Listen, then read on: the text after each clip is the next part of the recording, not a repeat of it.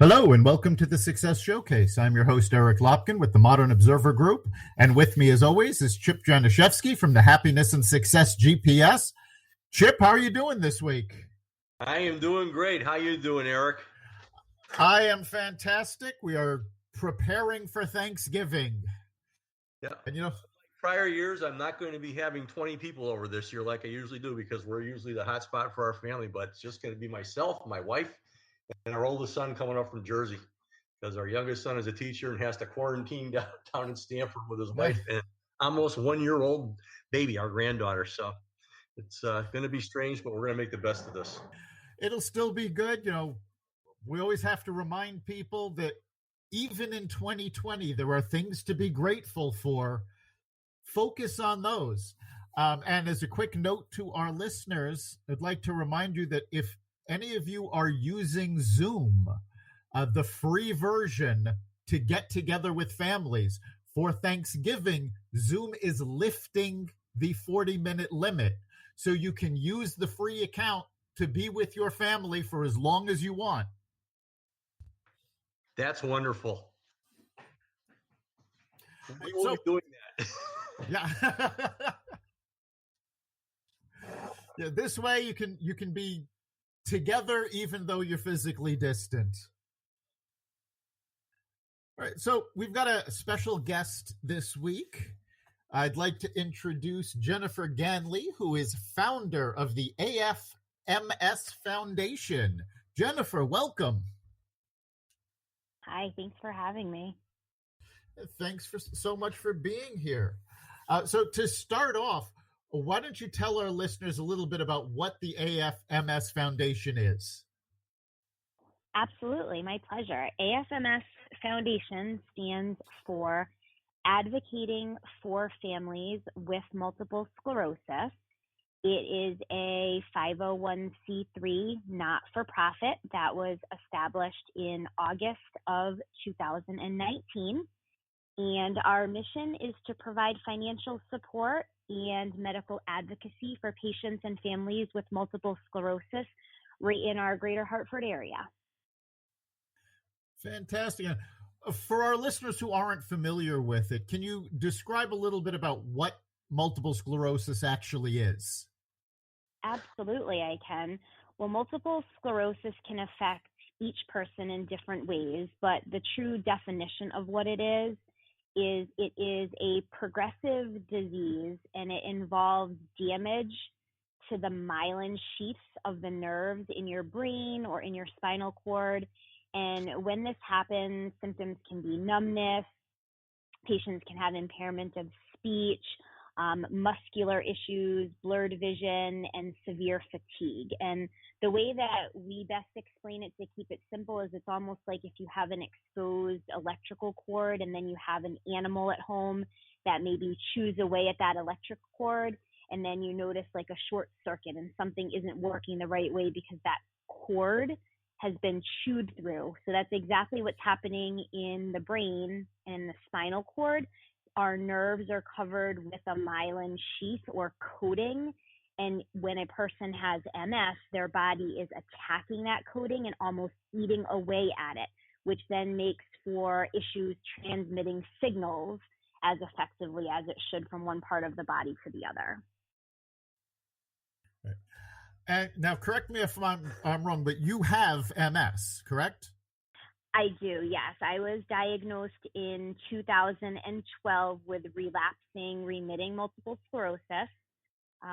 So when I, think of all of the symptoms and all of the hallmark signs, and those are things that, for me, I battle daily, which kind of also was the motivating factor behind starting this foundation.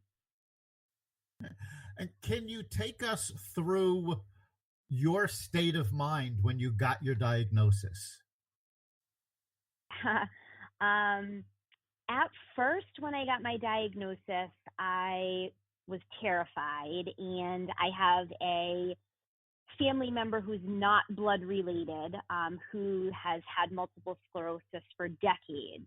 So all I knew growing up was, watching Susan and seeing her progress. in her MS diagnosis, watching her health decline, being in a wheelchair. So that was my first thought, was since she was really the only person I ever knew with it, that was how life was going to be.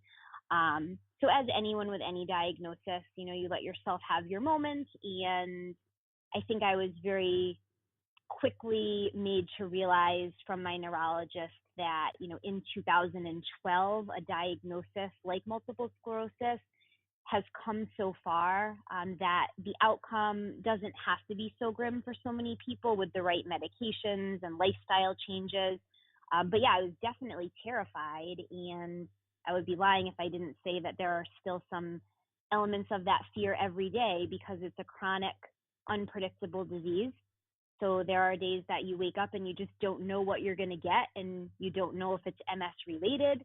You don't know if you caused it to happen. Did you do too much the day before? Are you worrying? So yeah, it's a pretty frightening diagnosis. But again, to your earlier point about Thanksgiving and finding some silver linings in 2020, I mean, for me, there have definitely been some silver linings and some true blessings that have come out of this diagnosis. And I've been able to get myself into a better space where I can kind of find the good in it and try to pay it forward to others. And obviously your foundation is doing exactly that. Obviously one of the best things you can do is publicize what's going on and really share your fight with everybody else that's out there. And obviously Eric and I are very, very motivated by our good friend Ray Charpentier, who's been doing this for years. So God bless you for doing this, and you sound fantastic. Thank you so much. I appreciate that. Yeah. I'd like to talk a little bit about how you made that pivot. Through my work with Ray and the Support Info Go, I've worked with a lot of folks with MS, and unfortunately, I've dealt with a lot of people that never get past that fear or that idea that now they're disabled, they can't do anything.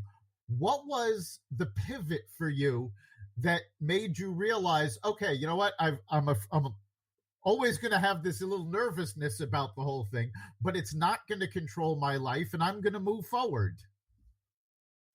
That's a really good question. I'm not going to get choked up, but the answer is so simple. It was becoming a mom.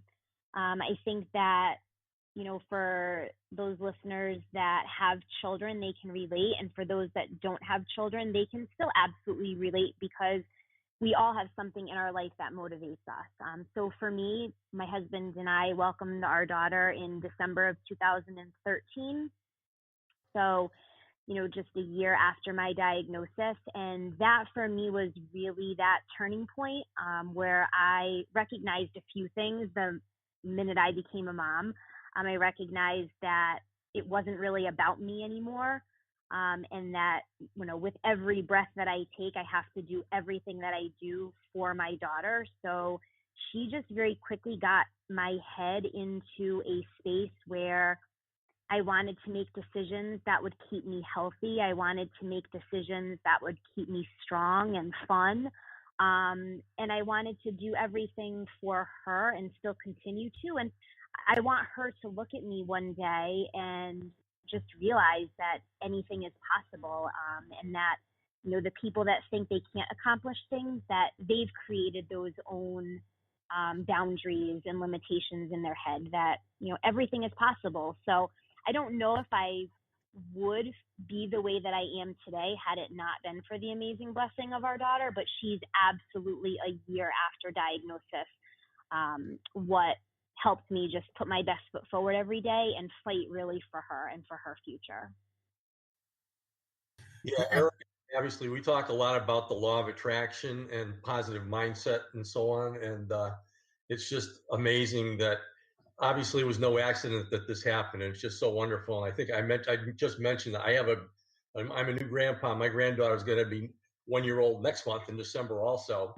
It's just amazing how they grab control of your whole life and your whole psyche and everything else. So that's just so wonderful. And exactly. And whether it's a tiny human or a fur animal or a spouse, I mean, anything, but I do feel like, everybody on earth has their reason why they do something. And sometimes you have to look a little harder to find it. But for me on December 20th, that was very obvious what my reason why was, and she keeps me going every day. Wonderful.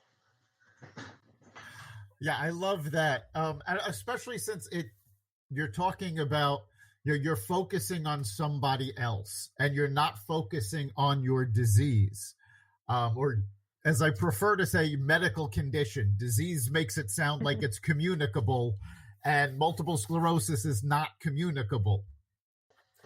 But through my work with Ray, Ray Charpentier, who is my business partner in Support Info Go, he has multiple sclerosis as well. Mm-hmm.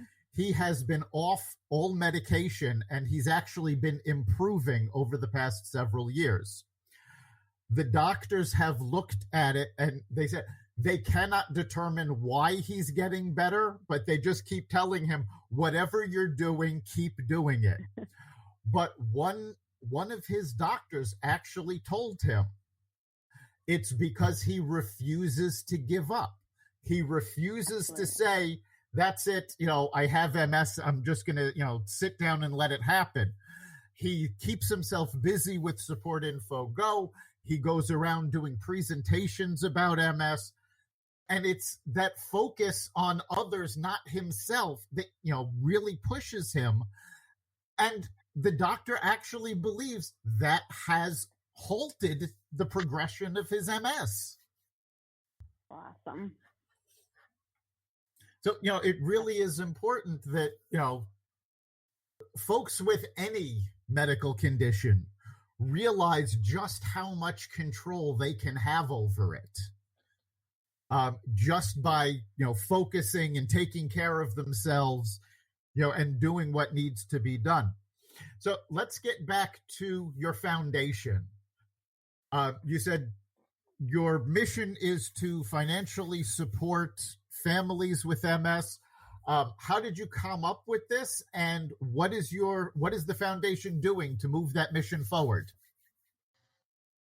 Well, we came up with this because we spent from 2012 when I was diagnosed until 2018 partnering with another organization to raise funds for multiple sclerosis.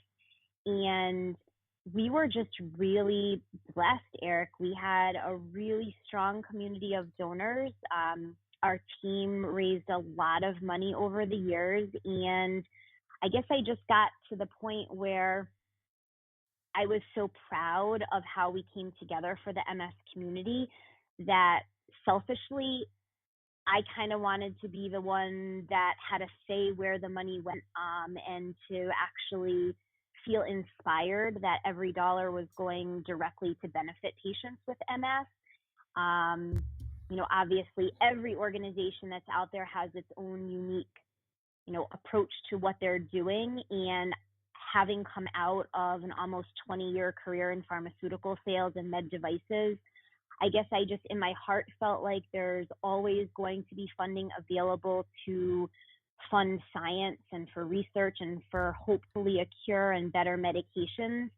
But as time goes on, I felt like there was a little bit of an unmet opportunity just to immediately impact patients right in our backyard that need it most. So what we're doing, we partner with a couple of local MS treatment centers. Right now we work with the Mandel Center in Hartford, and we are also starting to work with the Hartford Healthcare Neurology Center as well. And their clinical teams come together and they talk about the patients that they're treating and maybe some unmet needs for those patients. It can range from compression stockings all the way up to handicap controls on a vehicle. We've done that for an individual, wheelchair ramps, air conditioners. So the great thing about our foundation that really differentiates us is that we're kind of trusting the vetting process that these medical institutions have in place, in that if they come to us with a need for a patient, we know that it's trustworthy and the need exists. And it's really nice to be able to act upon that need really quickly without the patient having to wait weeks for a response. We also, as of today, do not have any sort of form grant process or income earning restrictions for patients. We just really believe that our mission is to help these patients live their best and safest quality of life that they can, whatever that looks like for them. So it really kind of frees up the formalities that a lot of other foundations have about using their funds to assist patients, and it allows us to get kind of creative with how we help them. It allows us to have a little bit of fun, and we really get to connect with our patients one-on-one. You know, once they have given that HIPAA release consent and it is approved for us to speak with them, it's just so rewarding to hear how a $200 air conditioner that they couldn't afford in the heat of the summer can make such a big difference. And it's so inspiring to me to hear some of these patients' stories, and to also realize just how blessed I really am. So with the work that we do every day, you know, unfortunately, multiple sclerosis has me in a position where I did have to resign from my career and find something new, which I put all that I had into AFMS Foundation. But I really feel like that's what I was put on this earth to do, because the stories and the relationships and the patients that we've been able to help have just been absolutely so inspiring. Fantastic. And just to clarify for our listeners, you've been talking about air conditioning. Just so our listeners know, multiple sclerosis actually affects the patient's ability to handle heat. So where most of us, even if we don't have an air conditioner, can deal with 90, 95 degrees, for a patient with MS, that can actually be incredibly debilitating. So just having an air conditioner is a very big deal. It is. That's an awesome point, Eric. And we've also noticed, you know, what I love about AFMS is we've been able to take some of our unique experiences, things that have made my life, our life, a little bit more tolerable. So whether in the summer, obviously air conditioning, but cooling towels and neck fans and different essential oils to help keep cool. When I birthed my daughter, I had a really hard time opening and closing her car seat in the summer because, to your point, the heat can be really physically debilitating. So my hands just weren't strong enough to even open and close the buckle on her car seat. And there's this wonderful company out there that makes a car seat key, and it's this plastic adapter that you just put right over the car seat when you want to open it. And it takes very little strength, and the buckles come right out. So it's been so wonderful to even be able to connect with new parents with MS, and be able to offer them something like this, you know, a small plastic device that will help make their life so much easier, as it did for me.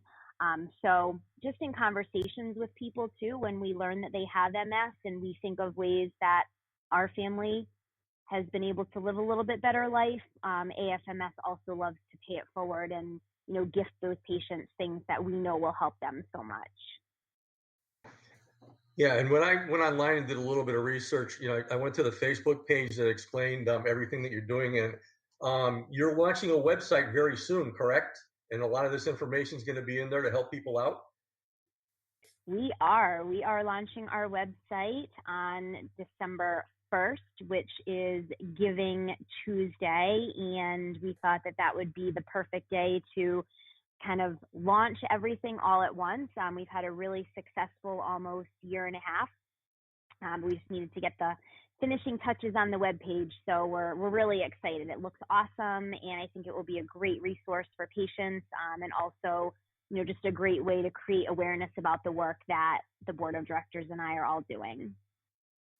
Yeah, and that's something else I want to bring to our listeners' attention, because I still meet people who are unaware of Giving Tuesday.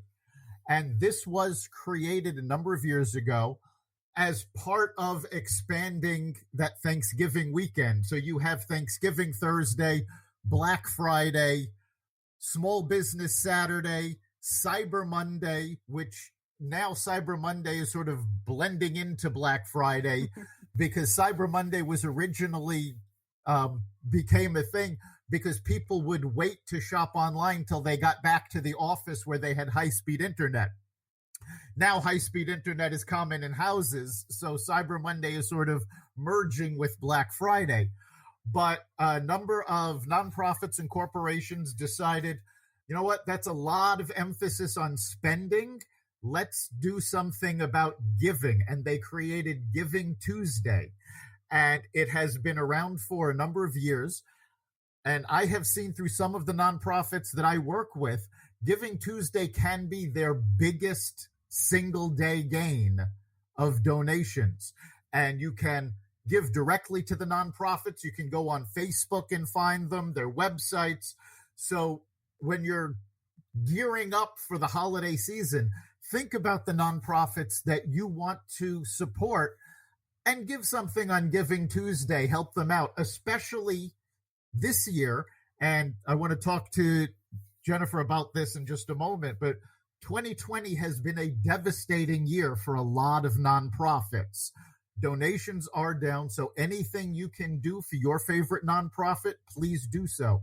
And that brings me to my question to you, Jen. How has 2020 affected AFMS Foundation? You know, because we had only been in this since August of 2019, thankfully we didn't have any annual events or traditions where we had to step away from them this year. So I actually think that has been a benefit for me because it's not like I have to say we always do this big fundraiser every November and now we can't do it. So we don't have anything. We're not in a good cadence yet with big events, which has been good for us because we can't do them. So despite not being able to do those, we have still had a really wonderful year fundraising. You know, it's been a tough few months since COVID, but I actually think that people since March have become a lot more charitable. I think that, you know, a global pandemic makes everybody kind of sit back. And again, a common theme today for the three of us talking is to realize, you know, some of us just have so much and so much to be thankful for. And if you're going to pick a time to help those who need it most, this is absolutely the time in our life to do it. So I'm excited for the world to get back to some sort of a new norm where we can do in-person fundraising events, because I think that just brings everybody so close together and the camaraderie feels so good. But we haven't yet been able to plan any of those. And obviously, you know, they're to be determined based on where the future takes us. But we're looking forward to doing them. No, I can imagine. And as you mentioned, the world is a much better place in a lot of ways just because people are paying attention to what they need to pay attention to these days. Throwing out our little petty differences about this and that and realizing that we're all in this together. So that's wonderful. Mm-hmm. I'm wondering if you're early enough in the game. One of the nice things about Giving Tuesday is that oftentimes you can get sponsors that'll match donations and things like that. So that there's a big incentive to actually give on Giving Tuesday to your favorite nonprofit. I'm wondering if you have any of that going on this year. I'm sure you're going to be looking forward to doing that at some point in the future. Yeah, absolutely. I have not thought of that this year, but so now I have how many days? And now you're going to give me like hours of work for myself, because that's a great idea. So open to any suggestions. That's awesome. And, you know, the one thing that I will say with running a nonprofit and also having a disease where, or a medical condition where I have to pace myself is, you know, I just really do have to be careful how much of myself I put into what I'm doing, because it can jeopardize my health. So we've kind of had a philosophy of keeping it simple. And again, because we have such a great support recognizing the work that we do, we've been able to keep it simple, and we've not had to say no to any patients that need us. But that's something that, you know, come next year, absolutely we will look into. And if you guys have any advice, I'm open to it. That's a really great idea. Now, if you have any corporate people who work for companies right now that would be able to do that kind of thing, and you could reach out to them and see if they want to get involved with the matching thing, that might be a good place to start. Your existing supporters, because they may be at a business that might want to help you do that. And it doesn't have to be 100% match, but just something, an incentive for doing that is a great way to go.